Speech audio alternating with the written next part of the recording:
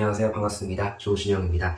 오늘 좀 여러분과 함께 나누고 싶은 얘기는요, 바로 페이스북에 관련된 내용입니다. 이 페이스북은 정말 거대 빅테크 기업이죠. 페이스북은 뭐 인스타그램 이런 것들도 거느리고 있는 굉장히 소셜미디어로서 정말 대승한 업체예요. 마크 주커버그가 이렇게 하버드 대학교에서 만들었던 조그마한 소셜 시스템이 퍼져서 이렇게 전 세계를 제패하는 그런 소셜 서비스로 거듭나기까지 정말 엄청난 역사와 또 성장 속도를 기록하고 있는 그런 업체인데, 오늘 중요한 건 이 페이스북이 가져온 명이 아닌 암을 좀 바라보려고 합니다. 페이스북이 최근은 아니고 꽤 됐는데요, 사명을 바꿨어요. 그래서 페이스북이 아시죠? 네, 메타로 바꿨습니다. 페이스북이 이렇게 사명을 메타로 바꾸면서 뭐라고 얘기를 했냐면, 우리는 이제 메타버스 시스템에 집중하려고 한다. 그래서 사명을 메타로 바꿨다. 메타버스는 다들 한번 좀 들어보셨을 거 아니에요? 근데 사람들은 많이 의심했습니다. 왜 페이스북이 하필 저 타이밍에 사명을 메타로 변경했을까?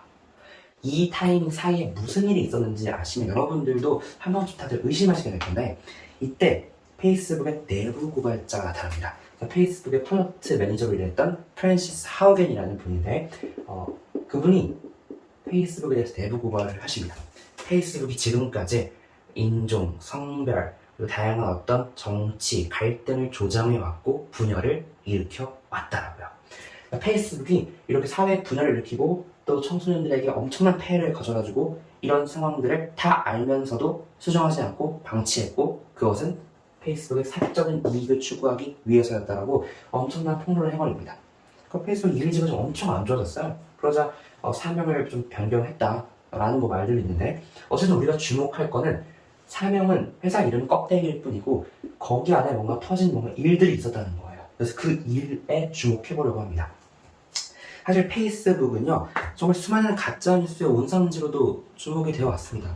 가짜뉴스들이 페이스북을 통해서 전달되고 퍼지고 유포되고, 그러면 사람들은 그것에 동조하고, 그러면 서로 대립이 심해지고, 이런 일들을 우리가 페이스북에서 목격할 수 있었던 거죠.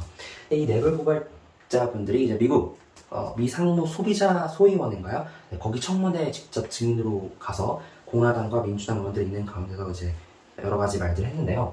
페이스북이 2018년 이후에 알고리즘을 바꿨어요. 어떤 알고리즘을 바꿨냐면, 우리가 참여도에 중점을 둔 인공지능 알고리즘으로 바꿨습니다. 자, 여기서 알고리즘이 갑자기 왜 나와? 라고 하시는 분들에 의해서 설명을 드리면, 페이스북은 단순히 어떤 게시물을 올리고 소통하고 이런 장소를 넘어서 사용자의 적합한 게시물을 추천해주고 알림을 띄워주고 이렇게 하죠. 그러면서 점점점 뭔가 더 내가 흥미를 느낄 만한 부분에 대해서 정보를 더 제공해주고, 우리는 더 페이스북을 오래 사용하게 되고 뭐 그런 거죠. 근데 그런 것들을 추천해주는 과정에 있어서 인공지능 알고리즘이 이용됩니다. 네, 그러니까 당연한 건데, 인공지능의 학습, 머신러닝이라고 하죠. 그래서 이 사용자가 페이스북을 사용하면서 다양한 데이터를 남깁니다. 이 사람은 이거 좋아하네? 이 사람은 뭐야? 이런 거 많이 찾아보네? 이렇게요. 그럼 이 데이터를 바탕으로 인공지능이 머신러닝이라는 학습을 통해서 배우는 거예요. 얘는 이거 좋아하는구나, 이걸 좋아하는구나라는 어떤 사용자에 대한 개인 프로필을 형성합니다. 너 조준영이야? 넌 이거 좋아하네? 너는 평소에 인공지능 기술에 대해서 관심이 많은 놈이네? 그러면 우리 페이스북 그룹에 인공지능 연구 그룹이 있는데 그걸 추천해줘 볼까? 그럼 저는 보고 이거 뭐야? 추천이 너무 재밌는데 하고 눌러보고 막 페이스북을 계속 오래 사용하게 되는 거죠. 뭐 그런 과정으로 해서 이 인공지능 머신러닝 시스템이 작동되는데, 이 머신러닝 인공지능 시스템이 기반을 두고 있는 그 알고리즘, 그러니까 얘네들이 어떻게 데이터를 가지고 처리를 하고 어떻게 추천을 하고 하는 전 과정을 우리가 알고리즘이라고 그러거든요. 그 알고리즘을 2018년 이후에 변경했어요. 어떻게 변경했냐? 참여도 중시 알고리즘으로 변경했습니다. 이게 무슨 말이냐면요, 참여도라고 하는 건 사용자가 어떤 페이스북에 있는 게시물에 좋아요 누르고, 최고요 누르고, 더 호응을 활발하게 하고 댓글도 긍정적인 게 많이 달리고, 그런 것들이 참여도가 높다라고 하는 건데, 그런 게시물들을 우선적으로 띄워주는, 우선적으로 추천해주는 그런 알고리즘으로 변경했다고 생각하시면 돼요. 그게 지금까지 유지가 되고 있는 거고요. 그렇잖아요. 그래서 좋아요나 이런 것들을 많이 받은 게시물, 공유수가 높은 게시물, 이런 것들이 우리에게 상단에 랭크가 돼서 추천이 되는 겁니다. 근데 이게 뭐가 문제냐면요, 아무래도 뜨뜻미지근한 그냥 그런 게시물들은 그렇게 활발한 반응을 이끌어낼 수가 없어요. 활발한 반응을 이끌어내는 게시물들이 어떤 거예요? 가짜뉴스, 흑백 논리, 이념들, 뭐 대립 이런 것들, 막 극단 주제, 극우, 극좌 이런 사람들이 논하는 내용들, 뭐 이런 게 다 어쩌면 참여도를 많이 받을 수 있는 시스템인 거예요. 그래서 이걸 말하는 건 페이스북이 이런 알고리즘을 만듦으로써 오히려 극단주의적인 사람들에게 페이스북을 더 많이 사용할 수 있게 했고, 그럼으로써 이 페이스북의 알고리즘에 그냥 그런 게시물이 아니라 그냥 극단주의적인 성향으로 이끌 수 있는 가짜 뉴스가 많이 포함된 게시물들을 의도적으로 제공했다는 거죠. 근데 더 중요한 건요, 왜 이렇게 했어요? 페이스북의 이익을 위해서, 사익을 위해서 이렇게 한 겁니다. 왜? 페이스북 입장에서는 사용자들의 뭔가 흥미를 건드릴 만한 아주 자극적인 것들, 그런 것들을 보여줘야 사람들이 뭐야 하고 관심을 가지고, 그러면 계속 그런 것들을 보여줄수록 뭐야 하니까 페이스북을 오래 사용하게 되겠죠. 별로 재미없는 그 뉴스 같은 거 해봤자 별로 사람들이 호응을 안 하거든요. 사용을 안 하거든. 그러니까 자기네들은 광고 수익을 벌어야 되는데, 그럼 사람들을 페이스북에 오래 잡아놓고 있어야 하는데, 그러기 위해서는 이런 알고리즘을 썼던 겁니다. 근데 이 알고리즘 결과가 어때요? 오히려 제가 아까 말씀드렸듯이 가짜뉴스를 조장하고, 뭔가 극단주의를 조장하고, 갈등을 조장하고, 이런 일들을 페이스북이 의도적으로 자행해왔던 거죠. 알고리즘의 문제점을 파악했지만 개선하지 않고 사익을 위해서 이런 일들을 벌어왔던 겁니다. 사실 이 페이스북과 가짜뉴스는 정말 뗄 수 없는 관계인데요. 미얀마의 그 사태가 가장 큰 대표적인 뉴스로 대표가 되는데, 미얀마가 2013년 이후에 이 각종 억압적인 정책들이 해제되면서 인터넷을 그때부터 처음 사용할 수 있게 돼요. 근데 그때 동시에 페이스북이 미얀마에 출시를 하게 되거든요. 근데 미얀마는 전통적으로 이 두 종족, 버마족과 로힝야 쪽이 갈등을 빚고 있는 상황이었단 말이에요. 근데 이 미얀마인들은 2013년 이후에 인터넷이 개방되면서 처음으로 인터넷을 접하는 거다 보니까, 근데 또 페이스북까지 있으니까 뭐야 막 신기해하면서, 처음 쓰면 그렇잖아요. 경각심 이런 거 잘 없잖아요. 그러니까 막 페이스북에 막 올라오는 그런 정보들을 이건가 보다, 이거 맞는 건가 보다 하고 사실로 믿어버린 거예요. 근데 어떤 정보들이었냐면, 버마족과 로힝야족을 가짜뉴스로 막 헐뜯고 막 되도 않은 논리를 비판하는 그런 게시글들이었어요. 특히나 로힝야족을 탄압하고 막 그런 뉴스들이 많이 올라왔단 말이에요. 그래서 이슬람은 불교의 세계적 위협입니다. 막 이슬람 남성이 여성 불교 신자를 막 폭행하고 했어요. 사실이 아닌데도. 근데 미얀마 사람들은 처음이니까 다 믿었던 거죠. 그러면서 버마족과 로힝야족이 엄청난 그 갈등을 맺게 됩니다. 집단 학살도 일어나고 집단 폭행도 일어나고. 근데 이게 뭐 때문이에요? 페이스북. 정확히 말하면 페이스북의 잘못 설계된 알고리즘이 이런 것들을 오히려 차단하지 못하고 더 증폭시켰다는 거죠. 그게 문제라는 거예요. 가짜뉴스나 이런 것들은요, 그걸 처음에 유포하고 만들어낸 사람들도 분명 문제가 있지만, 이런 것들을 옮기고 전달하는 거대 빅테크 기업, 그리고 충분히 이걸 시정할 수 있는 기술적인 능력을 보유하고 있음에도 자신의 사익을 위해서 시정하지 않는 그런 행태, 이런 데서도 정말 큰 문제점을 꼽을 수 있다는 거죠. 도널드 트럼프 대통령 때는 그때 이제 연결이 되어서 의회 침입 난동 사건도 있었죠. 정말 민주주의 국가에서 정말 있을 수 없는 일이에요. 의회라고 하는 걸 난입하는 게. 근데 그것도 페이스북 알고리즘이 오히려 그런 것들을 더 조작한 것 아니냐는 추측도 많거든요. 그러니까 우리가 이런 문제에서 꼽을 수 있는 것들은 어쩌면 4차 산업혁명, 기술의 발전이라고 하는 것이 정보를 정말 많이 우리가 접할 수 있게 해줬지만, 이런 사기업들이 특정 정보를 독점하고, 그리고 이 어떤 기업이라는 틀 안에서 우리가 정보를 교류할 수 있게 함으로써 사익을 위해서 우리가 너무 정보를 편향적으로 보게 된다는 거예요. 근데 그런 거에 대해서 경각심을 보통 사람들은 가지지 못하죠. 그러니까 내가 보는 게 다 맞는 거구나 라고 믿게 돼요. 근데 여러분이 보시는 정보는 이런 걸 수도 있다는 거예요. 누군가의 이익을 위해 설계된 이런 정보들, 이런 것들을 그냥 믿고 사실인가 보다라고 하면 우리가 확증 편향이라고 불리는 거에 휩쓸릴 수밖에 없어요. 영어로는 필터 버블이라고도 부르더라고요. 믿고 싶은 것만 믿게 되는 거, 나와 반대하는 입장을 접하는 것 자체를 싫어하는 거, 이런 거죠.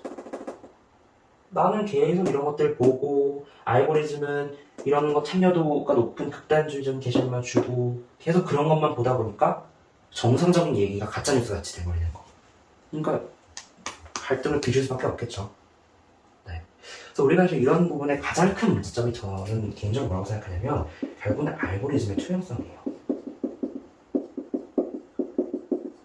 제가 반복적으로 말씀드렸지만 이 상황은요, 역설적이게도 기술이 정보를 많이 접할 수 있게 해줬지만 어떻게 보면 정보를 많이 접할 수 있게 해줬지만 폐쇄적이게 만드는 거예요. 환경 자체를. 정말 정보 자체는 많은데 그걸 접할 수 있는 환경을 폐쇄시켜놓음으로써 그 속에 갇히는 거예요, 우리가. 근데 그 이유가 알고리즘의 투명성에 있다. 그 누구도 페이스북에 이러한 알고리즘을 알지 못해요. 미리 알았다면 이미 사전에 문제가 돼서 이런 일들이 없었겠죠. 근데 이번에 처음으로, 그것도 그 알고리즘 만드는 데 관여한 내부 고발자에 의해서 처음으로 나오게 됐다는 거죠. 그만큼 폐쇄적이에요, 알고리즘은. 얘네들이 진짜 정말 공익을 위해서 사람들로 하여금 소통할 수 있게 하고 건전한 정보를 교류할 수 있게 하는 그런 목적인지, 아니면 음흉한 이런 실수를 써서 본인들의 돈만 많이 벌려는 그런 실수인지 알지를 못해요. 우린 당하는 겁니다, 그러니까. 그래서 정말 앞으로 인공지능의 기술 발전에 있어서 인공지능 기술 자체를 고도화하고 정밀하게 하고 정확도를 높이는 것 물론 중요합니다. 근데 그보다 더 중요한 것은요, 이러한 윤리적인 문제가 발생하지 않도록 하는 알고리즘의 투명성을 확보하는 문제가 더 중요해지지 않았나라는 생각이 듭니다. 그러니까 일반인들도 왜 그렇게 인공지능이나 첨단 기술에 왜 관심을 가져야 해요? 별로 저랑 상관없는 얘기인데요 라고 묻는다면 이런 이유 때문이에요. 여러분들이 관심을 가지지 않는다면 이러한 사건들을 세상 밖으로 드러낼 수가 없어요. 밖에 드러날 수가 없고 그냥 어디선가 계속 이런 일들이 자행되고 있겠죠. 세상을 분열시키고 가짜뉴스를 더 확산시키고 본인의 이익을 위해서. 그렇기 때문에 우리가 이러한 일들로부터 벗어나기 위해서는 알고리즘을 이해하고 기술을 이해하려는 능력이 필요하다는 생각을 가지고 있습니다. 그래서 여러분이 한 번쯤은 찾아보셨으면 좋겠는 게 설명 가능한 인공지능이라고 하는 게 있어요. 사실 지금의 인공지능은요, 결과를 넣잖아요. 그럼 어떻게 막 돼요. 뭐 데이터가 학습이 되고 뭐 그 결과 어떤 모델에 따라서 이게 나와요. 그 인풋 아웃풋 나오는데 여기를 몰라요. 어떻게 되는 건지 몰라. 뭐 암을 진단하는 인공지능이야. 뭐 데이터를 넣어줬어. 나왔어. 근데 어떤 과정에서 구체적으로 암이라고 진단하는 건지를 정확하게 알지 못해요. 소수의 개발자? 어쩌면 개발자도 모를 수 있어요. 왜냐면 인공지능은 자기가 스스로 학습할 수 있잖아요. 그리고 오늘의 인공지능, 내일의 인공지능이 달라지는 거예요. 몰라요, 안에. 어떤 절차가 있는지. 윤리적으로 정말 무모한 절차가 있는지, 정말 있을 수 없는 절차가 들어있을 수도 있어요. 우리는 모른다고요. 근데 이 설명 가능한 인공지능, Explainable AI라고 해서 이렇게도 부르는데요. 이 인공지능을 만들려고 하는 노력들은 지속이 되고 있어요.